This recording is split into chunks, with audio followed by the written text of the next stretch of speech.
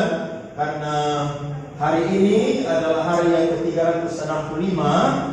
Saudara, sedikit lagi ya, kurang lebih sekitar 5 jam lagi saya dan saudara akan melewati tahun 2020. Saya yakin bahwa tahun ini merupakan tahun yang tidak disukai oleh banyak orang, karena pandemi COVID melanda sehingga krisis terjadi di mana-mana, ya, banyak PHK terjadi di mana-mana, bahkan ekonomi saudara seluruh dunia hampir-hampir kolaps. Tapi kita bersyukur bahwa walaupun situasi super sulit, tapi Tuhan tetap menolong kita. Buktinya sampai malam hari ini saudara masih ada. Amin saudara. Coba pilih kiri kanan begini, kamu ada di malam karena Tuhan yang tolong kamu. Yes, oke. Saya coba kalkulasi, hari ini 365 hari. Usia saya 36 tahun ini. Dan saya coba kalkulasi saudara, berapa harga oksigen yang harus saya bayar kepada Tuhan. Jumlahnya adalah 87 triliun 480 juta. Berarti saya tidak punya uang untuk bisa bayar Tuhan, selain mempersembahkan hidup kembali kepada Tuhan. Saudara juga seperti demikian. Amin. Wow, baru jam 12 sampai kembang api sembunyi. Luar biasa. Baik, buka kitab saudara, Ratapan pasal 3. Kitab Ratapan pasalnya yang ketiga ayat 19 sampai ayatnya yang ke-24. Ratapan pasal 3 ayat 19 sampai 24. Tema malam hari ini adalah give thanks, terima kasih atau ucapan syukur. Saya percaya tidak ada kata yang indah yang bisa kita ucapkan kepada Tuhan selain terima kasih. Amin. Baik, saudara buka kitab, saudara dapat kita baca bergantian. Anak-anak bisa diperhatikan supaya firman Tuhan tidak terganggu pada malam hari ini. Saya mulai ayat 19, saudara tunggu di ayat 20 dan nanti sama-sama di ayatnya yang ke-24. Ingatlah akan sengsaraku dan pengembaraanku, akan ibu dan racun itu. Ayat 20.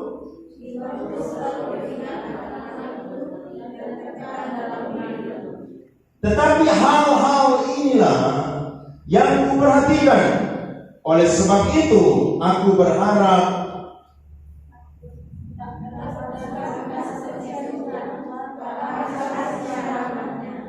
selalu baru tiap pagi, besar kesetiaanmu. 24. Tuhan adalah bagianku, kata jiwaku. Oleh sebab itu aku berharap kepadanya. Amin buat firman Tuhan. Yeremia saudara melayani kurang lebih 40 tahun. Tuhan memanggil dia bukan sekedar nabi bagi Israel, tapi nabi internasional. Karena dia akan dipakai oleh Tuhan untuk menjadi saksi bagi Israel dan juga bangsa-bangsa di sekeliling Israel. Dan pekerjaan ini saudara bukanlah pekerjaan yang mudah dan singkat, tapi merupakan pekerjaan yang sulit yang harus dilakukan oleh Nabi Yeremia. Nah, dalam pelayanannya saudara, Nabi Yeremia seringkali menangis atau bersedih karena dia mengalami tantangan-tantangan dari dalam maupun juga tantangan-tantangan dari luar, sehingga Nabi Yeremia diberi gelar sebagai nabi yang suka menangis, karena selama 40 tahun dia melayani, lebih banyak dia menangis daripada dia tertawa, lebih banyak dia berduka cita daripada dia bersuka cita. Saya yakin kalau saudara bandingkan dengan Nabi Yeremia, kita beda sangat jauh. Tapi saya percaya juga bahwa tahun ini merupakan tahun yang penuh dengan air mata. Ada amin saudara? Mungkin saudara tidak merasakan, tapi ada saudara keluarga atau teman-teman yang mengalami PHK, ya, ekonominya saudara kolaps, bahkan ada yang sakit kena COVID-19 dan akhirnya sudah meninggal. Itu merupakan semua hal yang dialami oleh orang-orang. Dan saya percaya kalau saudara bisa ada sampai malam hari ini juga bukan karena saudara tidak pernah menangis, tapi saudara menangis, tapi Tuhan menolong saudara dan saya. Nah, Yeremia merasa sedih saudara dan selalu menangis karena ada dua faktor.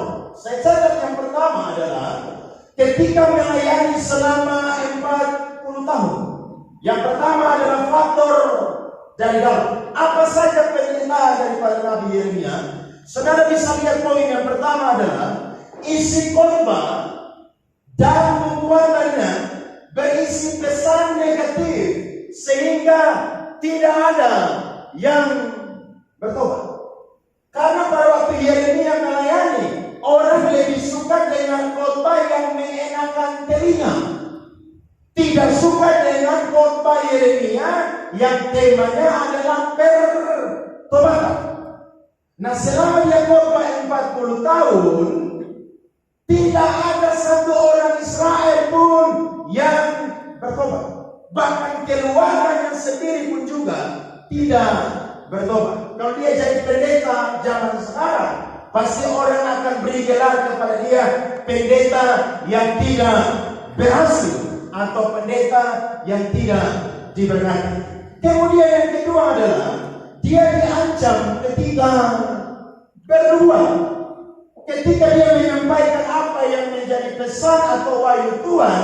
Yeremia selalu diancam, baik dari keluarganya, baik dari imam-imam, baik dari nabi-nabi palsu maupun raja yang memerintah pada zaman itu.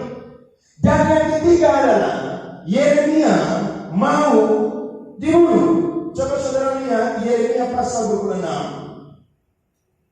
ayat 1 sampai 2, kemudian 8 sampai 9. Yeremia pasal 26 ayat 1 sampai 2 dan ayat 8 sampai 9. Pada permulaan pemerintahan Yehoyakim anak Yosia raja Yehuda, datang firman ini dari Tuhan bunyinya. Beginilah firman Tuhan, berdirilah di pelataran rumah Tuhan dan katakanlah kepada penduduk segala kota Yehuda yang datang untuk sujud di rumah Tuhan, segala firman yang kuperintahkan untuk kau katakan kepada mereka, janganlah kau urangi sepatah kata pun. Ayat 8 sampai 9. Lalu sesudah Yeremia selesai mengatakan segala apa yang diperintahkan Tuhan untuk dikatakan kepada seluruh rakyat itu, maka para imam, para nabi dan seluruh rakyat itu menangkap dia serta berkata, engkau harus mati. Mengapa engkau berbuat demi nama Tuhan dengan berkata, rumah ini akan sama seperti Silo dan kota ini akan menjadi reruntuhan sehingga tidak ada lagi penduduknya, dan seluruh rakyat berkumpul mengerumuni Yeremia di rumah Tuhan. Gara-gara firman Tuhan, Yeremia mau dibunuh. Sekali lagi, saudara dan saya punya tantangan jauh sekali berbeda dengan Nabi Yeremia. Yang keempat, kitab nubuatannya dibakar oleh Raja Yehoyakim. Yang kelima adalah Yeremia harus dimasukkan ke dalam penjara karena dia menyampaikan khotbah-khotbah yang temanya sekali lagi adalah pertobatan. Yang keenam adalah dia harus dibuang ke dalam perigi atau ke dalam sumur. Dan yang ketujuh adalah Yeremia harus mengungsi ke Mesir. Dari data-data ini saudara, kita bisa mengambil kesimpulan bahwa Yeremia dalam kehidupan dan pelayanannya, apa yang terjadi menurut dia jauh sekali dengan apa yang pernah dijanjikan oleh Tuhan. Ketika Tuhan panggil dia, Tuhan bilang begini, aku akan menyertai engkau. Tapi mana buktinya? Buktinya adalah ketika Yeremia melayani, tantangan dari dalam sangat berat. Bukan mudah. Justru dia lebih menangis saudara setiap hari. Kenapa? Karena tantangan dari dalam sungguh-sungguh menyusahkan dia. Saudara lihat Ratapan pasal 3 ayat 49 sampai 56. Ratapan pasal 3 ayat 49 sampai ayat 46. Air mataku terus menerus bercucuran dengan tak henti-hentinya, sampai Tuhan memandang dari atas dan melihat surga, melihat dari surga. Mataku terasa pedih oleh sebab keadaan putri-putri kotaku.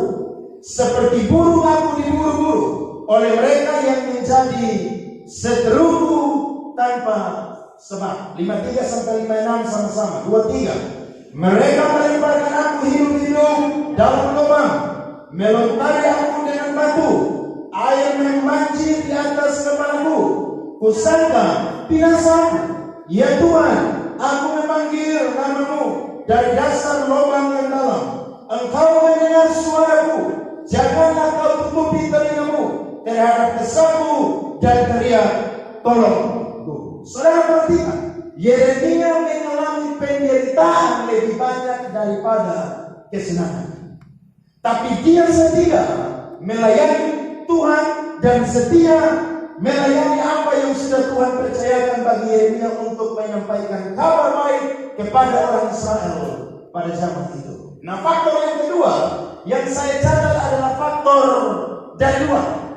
Faktor dari luar adalah Yeremia adalah orang yang melihat sendiri orang Israel itu dibawa ke dalam pembuangan yang ada di Babilonia.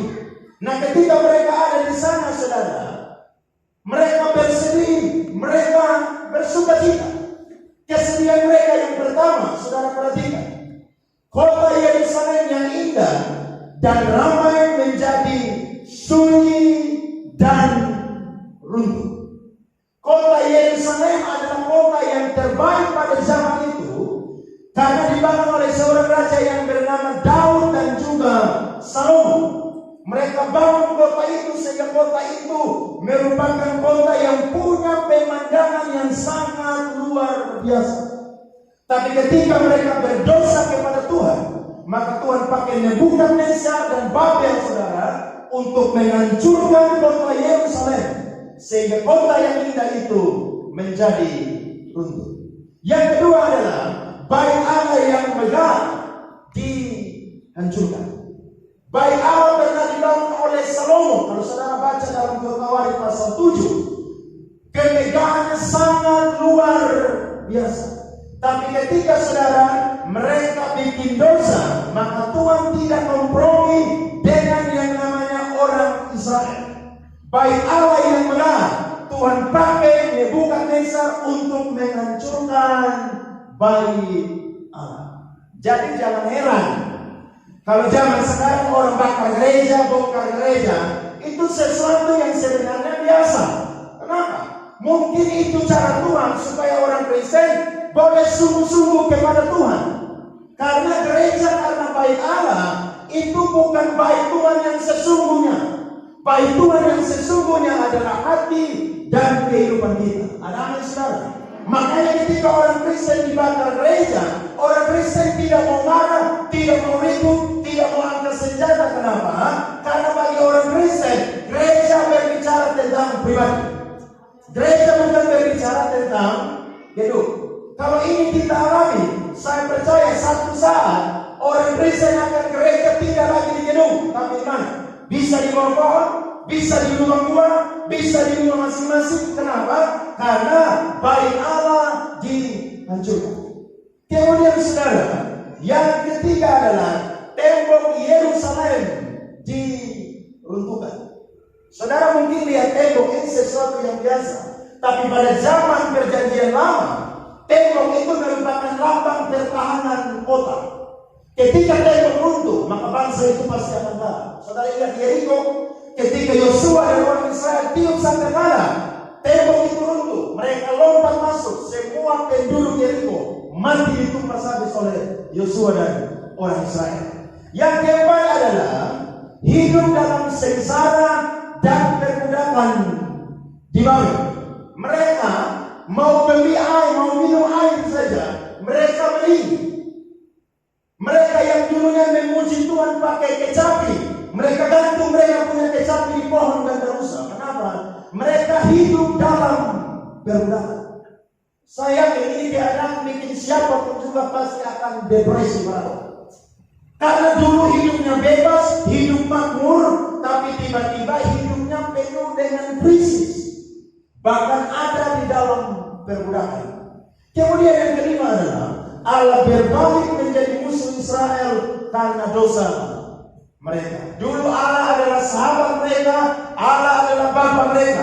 Tapi untuk sebentar waktu Allah rubah dirinya untuk menjadi musuh Israel. Saudara bisa jadi musuh Tuhan? Bisa atau tidak? Coba lihat diri kamu. Kira-kira kamu bisa jadi musuh Tuhan atau tidak? Bisa. Ingat, Allah adalah Allah yang maha kasih, tapi Dia juga adalah Allah yang maha adil dan juga Allah yang maha tegas. Ketika saudara melakukan dosa, Allah tidak main-main untuk menegur saudara dan saya. Dia bukan lagi jadi bapa, tapi Dia rubah pribadinya sementara untuk jadi musuh bagi saya dan saudara. Dan yang keenam, raja tidak lagi mendapat petunjuk dan nabi tidak menerima wahyu dari Tuhan. Tuhan tutup semua akses sehingga Tuhan tidak menyampaikan hikmat, pengajaran, pewahyuan, nubuatan kepada raja-raja, imam-imam, bahkan nabi-nabi pada waktu itu. Dan yang ketujuh yang terakhir adalah anak-anak jatuh pingsan dan mati karena kelaparan. Ratapan pasal 2 ayat 11 sampai 12. Firman Tuhan berkata, Ratapan pasal 2 ayat 11 sampai 12. Mataku kusam dengan air mata, remuk redam hatiku, hancur habis hatiku karena keruntuhan putri bangsaku, sebab jatuh pingsan kanak-kanak dan bayi di lapangan-lapangan kota. Kepada ibunya mereka bertanya, mana roti dan anggur? Sedang mereka jatuh pingsan seperti orang yang gugur di lapangan-lapangan kota ketika menyembuskan nafas di pangkuan ibu. Saudara lihat, semua ini terjadi karena ada dua faktor.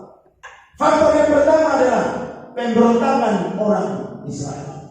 Saya yakin virus corona bisa terjadi itu karena izinnya Tuhan. Ada saudara?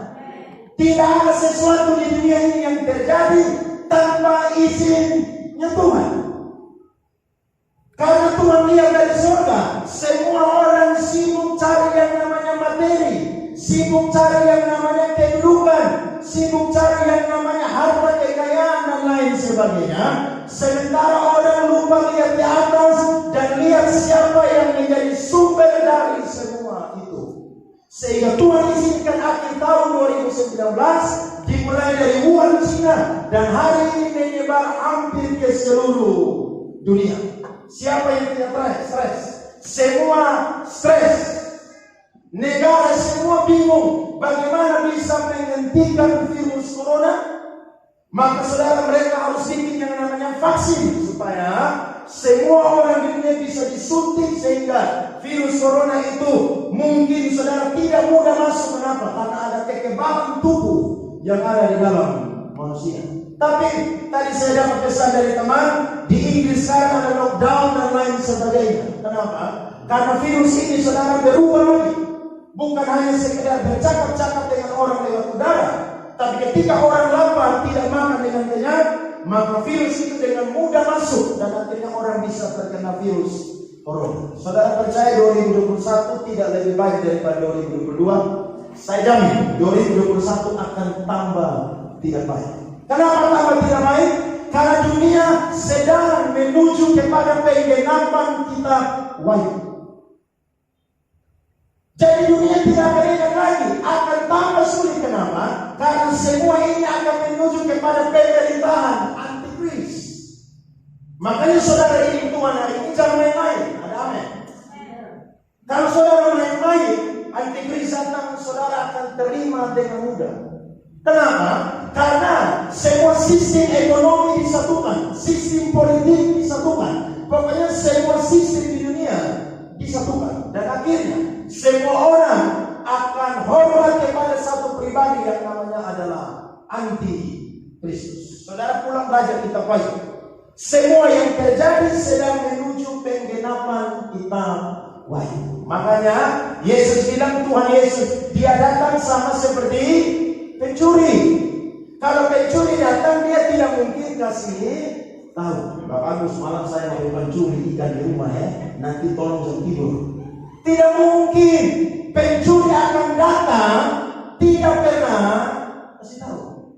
Nah, Yesus bilang seperti demikian supaya kita berjaga-jaga. Saya akan jempol buat pemerintah dan Kapolri. Lewat corona, orang tidak lagi saudara pesta kembang api, orang tidak lagi yang namanya dugem sampai pagi. Coba kalau tidak ada corona, siapa mau tahu bersapa? Siapa mau tahu bersapa? Saudara bisa bohong. Apalagi kita yang ada di Kupang di Timur, ya Kristen semua, tapi yang namanya Natal dan Tahun Baru bukan hari merayakan Kristus sebagai Immanuel, tapi pesta orang mabok sampai pagi. Makanya tidak heran orang beribadah tak boleh 24 malam dan 25 dan ibadah tanggal 31. Setelah itu saudara tidak ibadah lagi. Makanya orang kasih istilah tomat, Kristen tomat, tobat kumat. Kalau dia tobat Natal, tahun baru, kumat lagi. Nanti Paskah, tobat lagi. Setelah itu mereka Natal lagi, tobat lagi. Lo jadi orang tuh jangan tahun lebih tahun begitu terus. Ada amin. Masa saudara kerja dari masuk kerja golongan 3A mau pensiun 3A? Sudah mungkin. Saya yakin saudara ingin naik level. Makanya harus berubah. Nah, faktor yang pertama adalah karena pemberontakan orang Israel. Sementara yang kedua adalah pemimpin-pemimpin yang tidak bertanggung jawab. Imam-imam ajar-ajaran sesat. Nabi palsu saudara tidak berani menyampaikan suara Tuhan yang benar. Nah, gara-gara ini saudara, Tuhan hukum orang Israel. Tetapi ada kabar baik bagi saudara dan saya. Ketika Yeremia memperhatikan dengan dalam bahwa kebaikan-kebaikan Allah jauh melebihi hukuman dan kesusahan yang Israel alami, maka dia melihat bahwa ada harapan dan alasan bagi Yeremia dan Israel untuk berterima kasih dan bersyukur kepada Tuhan. Masalah boleh banyak, tapi minimal ada 1-2 alasan untuk saudara berterima kasih kepada Tuhan. Masalah boleh datang silih berganti, tapi saudara bisa ingat Tuhan punya pertolongan 1 atau 2, sehingga saudara bisa bersyukur kepada Tuhan. Apa yang Yeremia ingat saudara? Yang Yeremia ingat, lihat ayat 21 dan 22 bagian A. Tetapi hal-hal inilah yang kuperhatikan. Oleh sebab itu aku akan berharap. Yang pertama dia bilang apa di sana? Tak berkesudahan kasih setia Tuhan.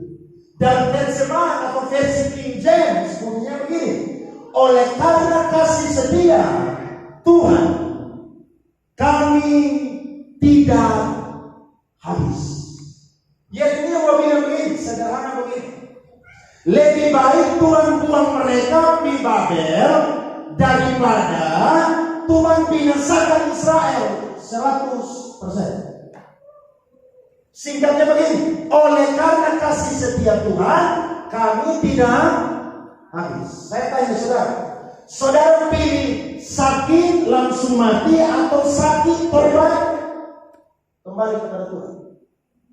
Saya yakin saudara pasti pilih sakit, tobat, sembuh kepada Tuhan. Tidak mungkin saudara bilang begini, lebih baik saya sakit dan mati. Kalau mungkin umur 90 tahun dah kita kasih lolos saja udah. Tapi kalau masih muda 30, 40, 50, 60, saya yakin saudara masih ingin lihat ini dunia punya kenikmatan. Ada apa? Nah, Yeremia bilang sederhana begitu, lebih baik kita ini ada di keuangan walaupun kita menderita, justru kita harus sadar bahwa ini semua merupakan bukti kasih setia Tuhan. Tuhan pernah berjanji kepada Abraham bahwa aku akan memberkati engkau dan engkau akan menjadi berkat dan segala berkat yang Tuhan janjikan. Dan ketika Tuhan berjanji kepada Abraham, dia bersumpah demi dirinya. Karena tidak ada yang lebih tinggi dari Tuhan. Tuhan yang paling tinggi, sehingga dia bersumpah bahwa aku akan memberkati engkau dan keturunan. Ketika Tuhan berjanji dan bersumpah, Tuhan tidak lupa. Sekalipun Israel bikin dosa, bikin kesalahan, Tuhan tetap yang namanya sayang mereka. Makanya Yeremia ingat bilang apa? Tak berkesudahan kasih setia Tuhan. Lihat ayat 40 sampai ayatnya ke-41. Ratapan 3 ayat 40 sampai 41. Dimulai dari ayat 39 saja. Mengapa orang hidup mengeluh?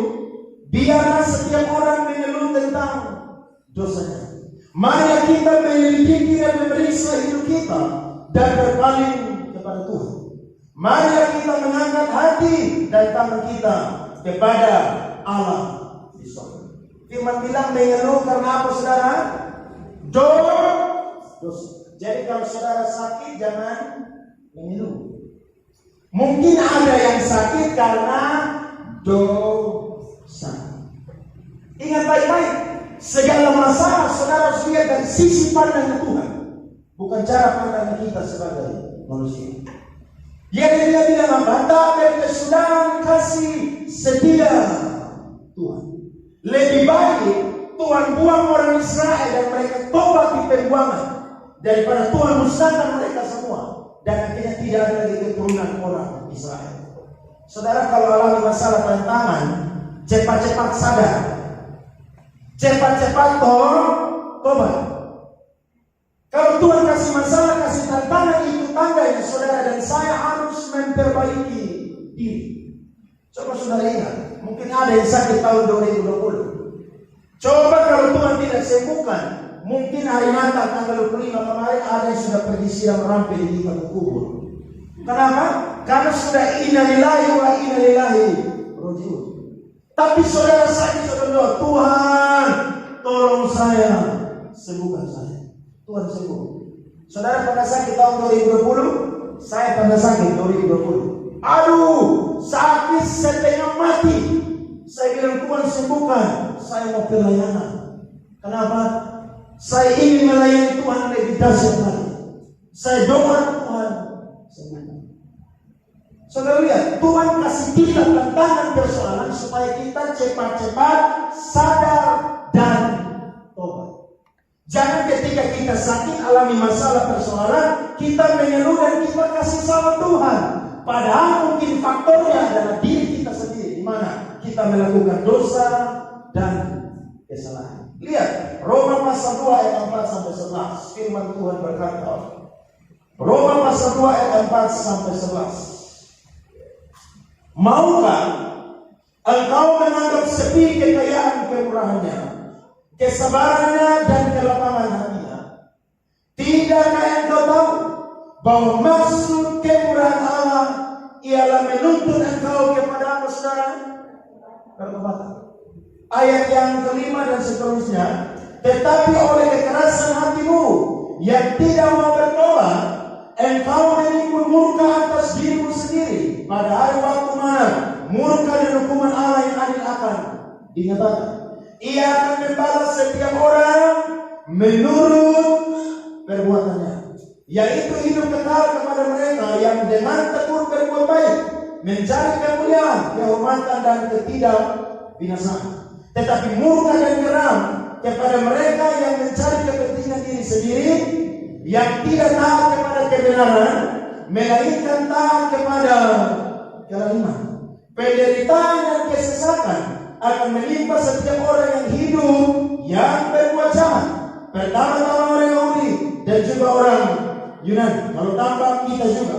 Tetapi kemuliaan, kehormatan dan damai sejahtera akan diperoleh semua orang yang berbuat baik, pertama-tama orang Yahudi dan juga orang Yunani, dan tambah kita juga. Sama-sama ayat 11. sebab Allah tidak memandang.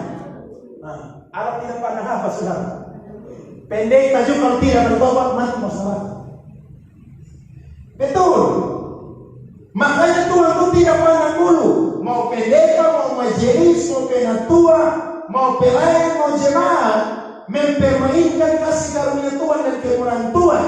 Tiba waktunya murka Allah datang, maka tidak ada lagi yang namanya pengampunan. Amin. Saya rindu supaya di malam tutup tahun, saudara semakin punya komitmen untuk hidup lebih tobat lagi kepada Tuhan. Amin.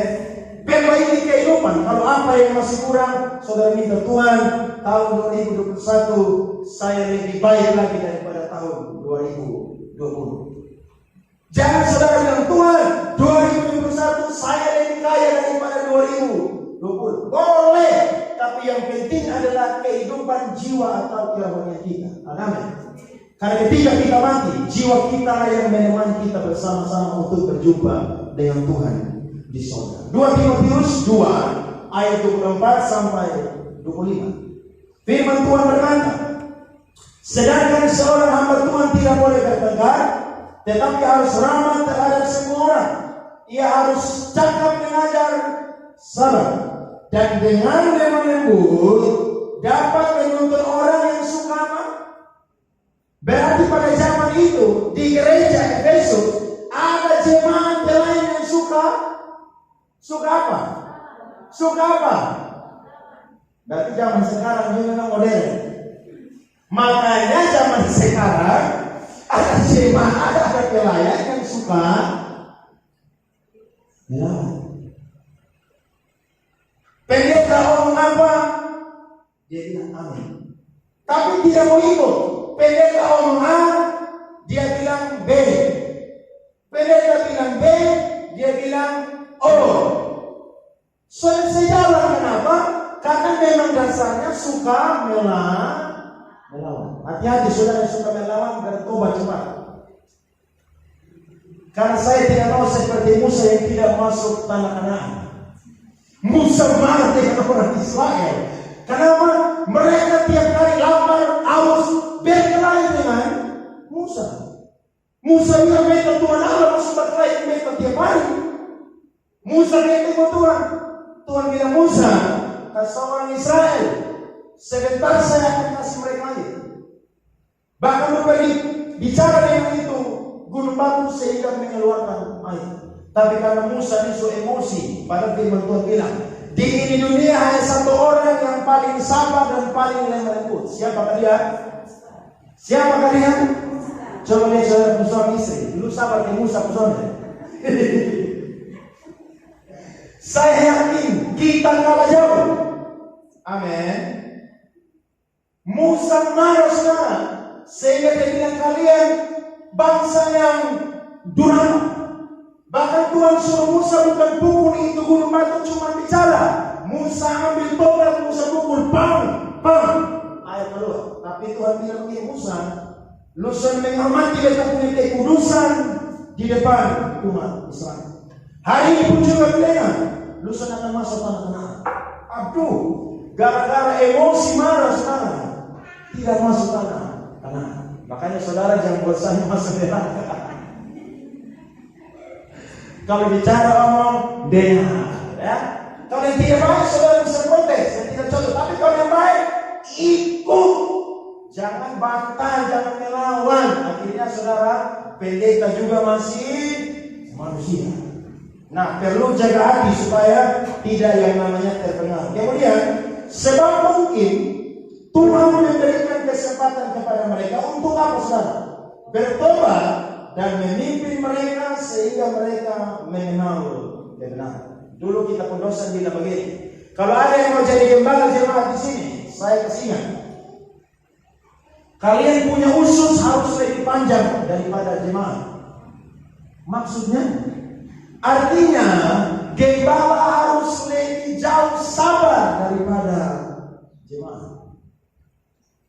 Karena rubah manusia ini kan susah. Betul atau tidak?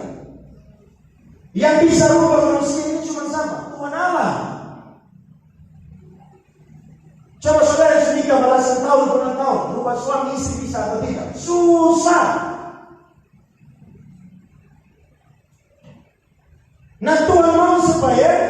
belajar, untuk kita dengar. Karena saudara percaya yang sempurna tidak ada yang sempurna. Saudara percaya yang perfect tidak ada yang perfect. Begitupun juga dengan jemaat. Gembala harus mengasihi jemaat sama seperti Kristus mengasihi gerejanya. Makanya saya tidak pernah angkat kursi lempar saudara kan di sini kan. Ada loh pendeta di gereja lain di Jawa itu mana dengan jemaat pelayan angkat kursi lempar. Karena itu jemaat dan pelayan sangat kepala batu. Ada satu dosen teologi saudara dapat tangkap atau ketahuan anak kuliahnya pacaran tapi belum pas semester. Kalau sekolah teologi itu pacaran harus semester 5. Jadi kalau masuk saling bersuka, saudara tahan pendam itu rasa suruh. Saudara terjebak nostalgia di situ.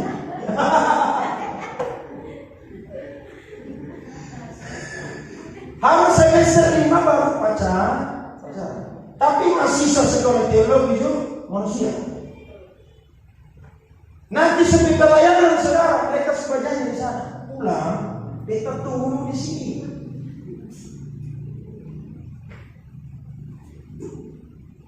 Nanti kita pulang sama-sama.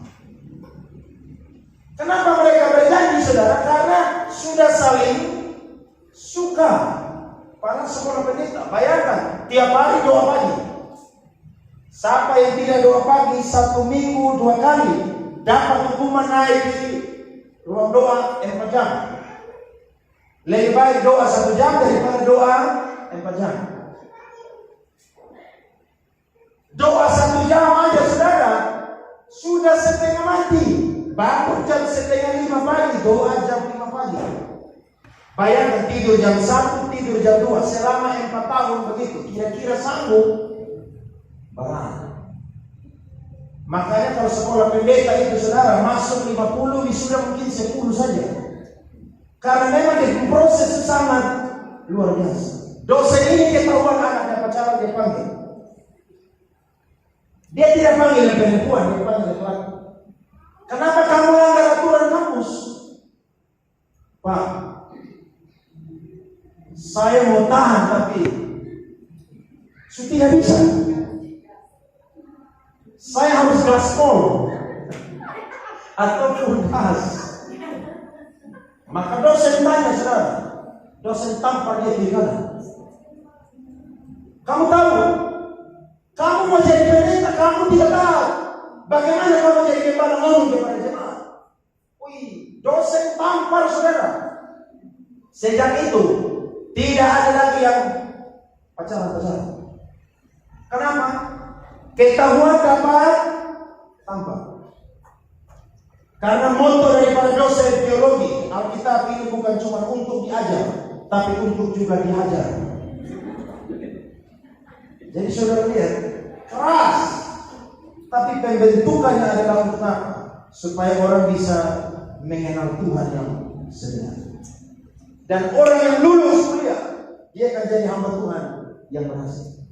Kalau mereka di tengah jalan tidak lulus ujian, jangan mimpi jadi pendeta yang dipakai oleh Tuhan. Kuliah saja tidak sanggup selesai. Makanya saya punya kampus dulu kuliah angkatan saya, yang kuliah 42 orang, yang sisa angkatan saya 17 orang, dan yang wisuda angkatan saya tepat waktu hanya 5 orang. Saya termasuk tidak benar. Serukanlah bantuan. Saya mati. Tapi saya bilang kalau panggilan Tuhan akan memberi kemampuan. Amin saudara. Tuhan punya unlimited love buat bangsa Israel. Kasihnya tidak terbatas. Yeremia bilang apa? Tak berkesudahan kasih setia Tuhan. Saudara, ada sampai malam hari ini juga bukti bahwa Tuhan setia dengan kasih setia. Amin saudara. Tentang Tuhan yang hebat luar biasa dalam kehidupan kita. Yang kedua adalah ayatnya yang ke-22b berkata, tak habis-habisnya rahmatnya, selama tiap pagi besar kesetiaan. Kata rahmat di sini berkaitan atau disamakan dengan belas kasihan Tuhan kepada orang berdosa atau orang yang menderita. Artinya, orang Israel harusnya tidak dapat rahmat atau belas kasihan Tuhan. Tapi karena Tuhan setia, maka Tuhan terus memberikan rahmatnya kepada mereka. Yeremia bilang apa? Selalu baru tiap pagi, besar kesetiaan. Artinya apa? Tiap hari kita melakukan kesalahan, tapi kalau kita sadar, maka kasih Tuhan, pengampunan Tuhan datang tercurah dalam kehidupan kita. Setiap pagi Tuhan berkati saudara dan saya. Amin. Tuhan kirim berkat bagi saudara, ada makanan, ada minuman, ada uang, ada berkat dan lain sebagainya. Tadi saya ke Kupang saudara, saya balik, handphone mati, cas handphone. Tiba-tiba handphone saya bunyi. Saya angkat, maka ada satu ibu yang telepon saya. Salam Pak Pendeta, dari mana? Saya telepon nomor sibuk.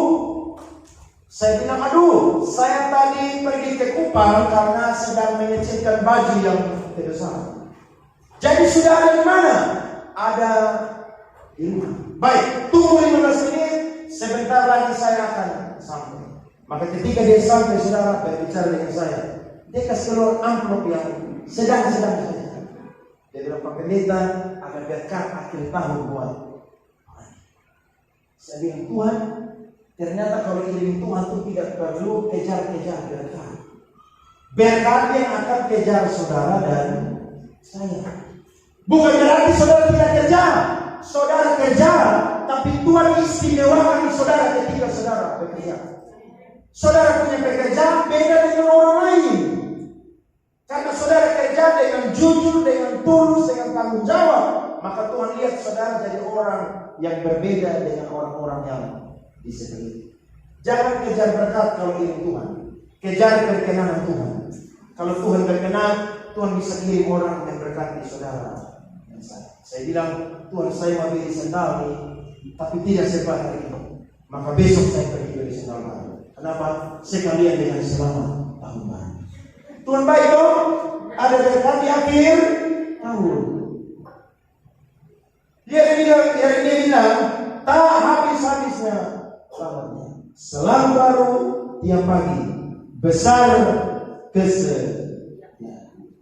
Dia bilang ayat 24, Tuhan adalah bagianku, kata jiwaku, oleh sebab itu aku berharap kepadanya. Bagi Yeremia, Tuhanlah yang paling penting daripada segalanya. Tuhan adalah bagian. Saya berdoa biar di akhir tahun ini kita tetap berterima kasih dan bersyukur kepada Tuhan. Sekalipun masalah, persoalan, tantangan datang banyak, tapi saudara ingat coba dua hal saja. Tak berkesudahan kasih setia Tuhan dan tak habis-habisnya. Ada amin saudara? Jangan lihat yang buruk-buruk saja. Lihat kebaikan Tuhan, mungkin cuma satu atau dua saja. Tapi lewat kebaikan yang satu atau dua saja, saudara bisa berkata sama seperti Yeremia. Tak berkesudahan kasih setia Tuhan, tak habis-habisnya rahmatnya, selalu baru dia bagi. Besar kesetiaan. Ada amin saudara? 2020 berat.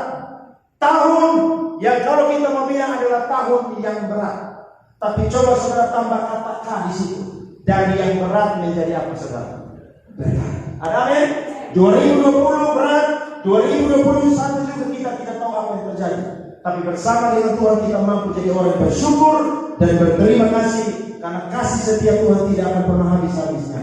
Dan rahmatnya selalu baru tiap pagi. Bagi saudara dan saya. Berikan tangan untuk Tuhan yang luar biasa. Mari kita